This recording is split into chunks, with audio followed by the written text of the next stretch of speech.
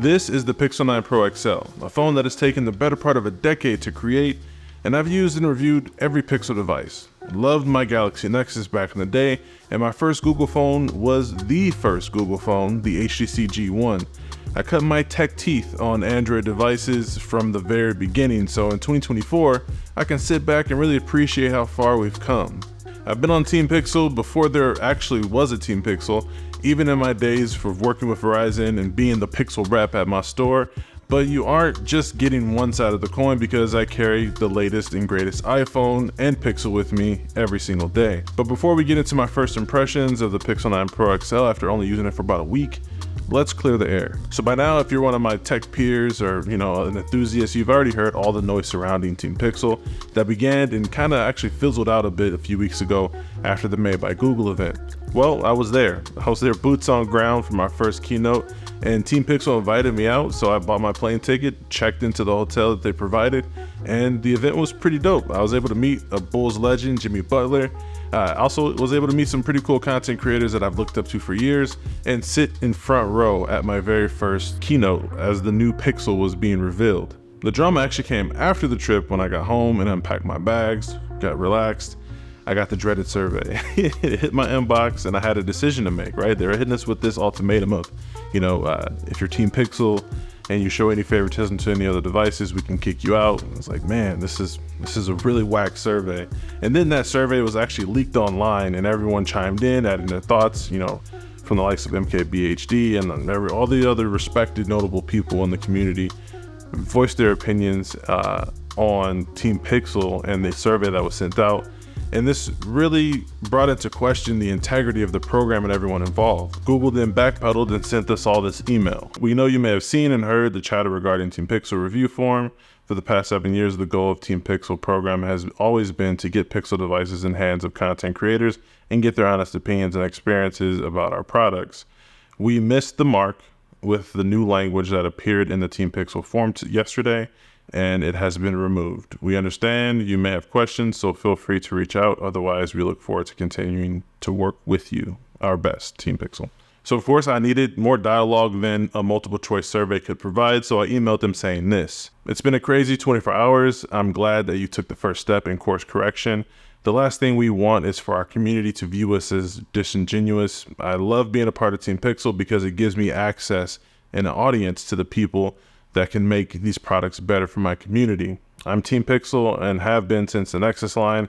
I'm also Team Tech, and it's always been a passion of mine since my days of working for Verizon and selling phones directly to people.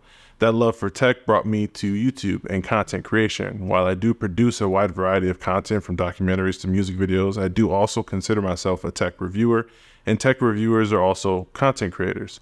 I will always provide honest and valuable feedback and make this brand better without the threat of being cut from the program. Thank you for opening the floor for a dialogue. Now let's get back to being great." Some have left Team Pixel because of this whole debacle, and some have stayed, and others have, propped themselves up on Mount Morality, denouncing Team Pixel and reaffirming that they have never been a part of Team Pixel. A lot of it feels like, virtue signaling, but I don't blame anyone for their stance or reaction. I can only blame Google and their PR team. This was a major fumble, and I wanted to be very transparent with anyone that follows my coverage on these devices and reassure you that my opinion cannot be swayed by a free phone. That's ridiculous.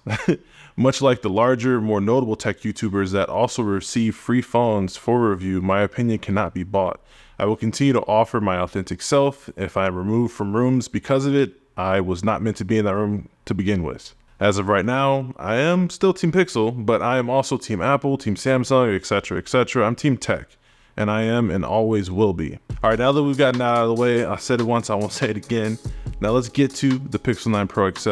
I'm gonna start off with the pros because there are quite a bit of them this year, and then we'll round off with some of the cons and things that I think can be improved. First off, the design. The design on this new Pixel 9 Pro line, Pixel 9 line, it's amazing. It does look like an iPhone, and that is a huge compliment because many of us, hold the iPhone's design and Apple's design in general across all their products, past and present, to a high standard and high regard.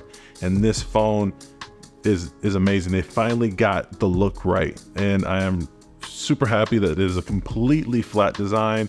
No more dated curved edges. We have nice flat chunky sides that are easy to grip on. Content looks amazing on here. We'll talk about the screen in a second, but overall the design is really nice. I remember early on when the leaks were coming out, I was kind of hesitant, to hop on the bandwagon of liking the camera bump versus not liking it. But after seeing it in person, you can definitely rest it on the corner of a table. The help is huge, but I think this is a major refinement in the overall visor look. It looks modern, it looks sleek. I love all the shapes, the ovals, the circles. It just fits perfectly on the back of this phone. And I think they really killed design this year. And I'm super happy to see where it's come to. Although it took us, 9 generations to get to what I consider their best design yet, I am happy with the design as a whole. It looks amazing. Of course, I hinted to it, but that display, we got a 6.8 inch LTPO OLED, 120 Hertz, HDR10 plus, 2000 nits, consistent 2000 nits, and also 3000 nit peak brightness display. This display is flawless. I know in the past, with past Pixels, display has been hit or miss because a lot of times they're, outsourcing it to this company and that company. But since I'd say probably the Pixel 6, the displays have been really nice. And this one's no exception. It is super bright. It's way brighter than my iPhone, which is very good here in Southern California, because it gets super bright outside. Right now we're dealing with 108, 110 degree weather. It's nuts. The sun is out here beaming, and I have no issue seeing my phone with the Pixel 9 Pro XL. The peak brightness of 3000 nits is not sustained, of course. It'll only be there for a little burst, but in those situations where I'm in direct sunlight before I can get to shade, I'm able to see everything super clear. It's super nice, crisp, bright whites as well. The color temperature and the balancing on this display, on this panel, is really good. At least on the unit that I have, I think it's a really phenomenal display. Playing games on it look nice. It's punchy, it's vibrant. The refresh rate is smooth. Yeah, I just love it. Now, I'm gonna put this in the Pro category, even though I have very limited experience with it so far because it's only been a few days. I just got this phone. I didn't get an early unit. I bought my phone on the Google store just like everyone else. And I've been playing with it a little bit, but Gemini is amazing. It's way better than Siri. It's way better than anything out there. Apple Intelligence is gonna have a run for its money this year because Gemini is the gold standard when it comes to personal assistants and AI voice assistants. It's phenomenal. Google already was #1 in this category, let's be honest. Like when it came to, voice recognition, for taking notes and voice recordings, to, call waiting, to all kind of different features like screening your calls. Everything was there already. But now they have Gemini, and Gemini is that on steroids. Only thing I would say is like kind of a quirk is the difference between Gemini and Google at times, because Google, voice and Google Voice Assistant is still very present on the Pixel and throughout the Pixel lineup. But I can't wait for the shift to completely happen where Gemini kind of takes over everything and is your de facto go-to default voice assistant. Look forward to the full review because I'm definitely going to be putting Gemini through its paces, maybe even making some dedicated videos on Gemini versus Apple Intelligence once Apple Intelligence comes out. But I do want to use more of this. Being able to, summarize YouTube videos, it can scan anything on screen and tell me about it. It's amazing. Of course, I also have all the other dope AI features like circle to search and all the other ones I mentioned earlier, but AI is very present on this phone.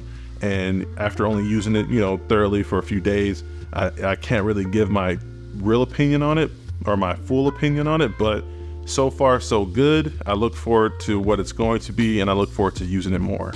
Now, of course, we can't talk about the pros of a Pixel device without talking about the camera. When it comes to camera, we know Google is going to deliver and be a front runner and give us great photos, especially when representing people of color.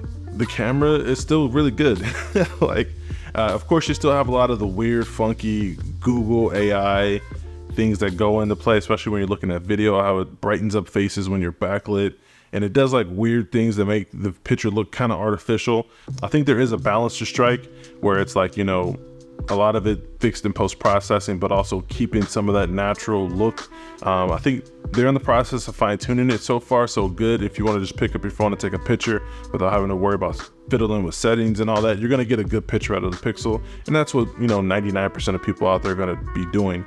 A lot of people aren't pixel peeping or worrying about this feature artificially brightening up their face and doing this and that. Some people may prefer it, but I think they're still in the process of fine tuning this algorithm for their camera and this pipeline for their camera. But so far, it's given us good pixel photos. I mean, we can't be mad at that. Another pro that I recently have been able to truly experience is Wi-Fi 7. If you guys follow me on social, you know that I got the Eero Max 7 Wi-Fi router mesh system, and I'm happy that this new Pixel has true Wi-Fi 7 support. The Pixel 8 supported 2 of the bands, but not the 3rd one. So this supports all 3 bands. I'm able to pull gigabit plus speeds over Wi-Fi, which is amazing, which is great for gaming, downloading, streaming. I just want Wi-Fi 7 on all the things. Hopefully the new iPhone has Wi-Fi 7. The new PS5 Pro or PS6 will hopefully have Wi-Fi 7. I need everything to have Wi-Fi 7. So this is definitely a pro. Also a major upgrade for this. If you upgrade for any reason, let it be this: the ultrasonic fingerprint scanner. We have finally gotten an under screen fingerprint scanner that is not optical. The optical one was slow and super bright, so at night you might blind yourself with it. I'm really happy to report that we have a super fast ultrasonic fingerprint scanner under display now, so it feels more secure, it feels quick, and it can read my finger in any situation. It uses sound instead of light, so yeah, it's super reliable. And also, of course, we do have the subpar facial recognition or Face ID on this, only using the selfie camera. But having a good fingerprint scanner honestly kind of outweighs having a subpar Face ID. I can deal with the Face ID not working at night if my finger is just gonna lock me in and give me unlocked super right away, because my thumb's already there anyway. So I'm happy to report we have an ultrasonic fingerprint scanner and it is flawless. Now let's get to the cons, right? Let's be clear. Let me be super clear with this. If this phone weren't $1,100, there would be way fewer cons. Every con I can think of truly stems from the expectation that I have set on a device that is $1,100, because $1,100 is a lot of money. So to give you guys a timeline, since they've done this new redesign and kind of invested more money in R&D into the Pixel line, with the Pixel 6 Pro, we got that at $899. We got the Pixel 7 Pro at $899. We got the Pixel 8 Pro at $999, and now we have the Pixel 9 Pro XL at $1,100. And I compare the XL to the previous Pros because it's the same size. They're the same size devices. Those devices were XL as well. They just didn't have a regular Pro to slot into that price slot. With the new addition of the smaller Pro and adding the XL letters, bumps it up another $100. Cost is increasing, but the base storage is still the same. I could feel a little bit better about that extra, $100, $200 if we got 256 gigs out of the gate. This is a Pro device. Give me Pro internal storage and give me more storage. Also, the Google Tensor G4 leaves much to be desired in benchmarks, but to be fair, you wouldn't really notice any of this in real world usage. Benchmarks are super synthetic, unreliable as far as like how your phone's gonna perform over time, and doing your everyday tasks. This is the tech nerd in me speaking right now, but for $1,100, it's still, bringing up the rear when compared to the big three of Samsung, Google, and Apple. In that class, in that tier, it's the bottom of the big three, and it's compared to the current generation when there's competition, coming, and the new devices are around the corner. So right now it's on par with last year's tech, but it's good, but it's good enough. But it's not flagship just yet. It's flagship for Google. And every year we have to look past the Tensor chip because it's new and, it's a work in progress. This work in progress is costing more and more money each year. Now, with that being said, next year is supposed to be the year that Google partners with TSMC and gives us a chip that is going to be on par or outperforms that of the Snapdragons and the Apples of the world. So we can look forward to that with the Pixel 10.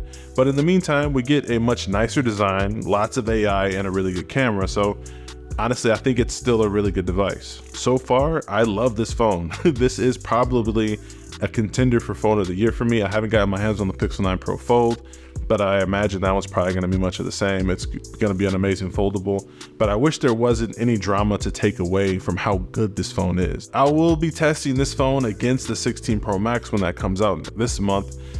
So look forward to all the coverage on that, the camera comparisons, and day in the life and everyday usage. But so far so good. I love this device. I would definitely recommend it to anyone out there that just wants a facelift on their Pixel. But if your current Pixel is working, you have a Pixel 8 or a Pixel 7 and it's working just fine, you might want to hold off.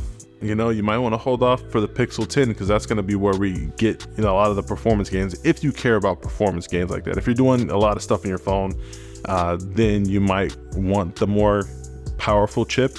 But this does everything that you need it to do. It works just well until you look at a spec sheet or a benchmark.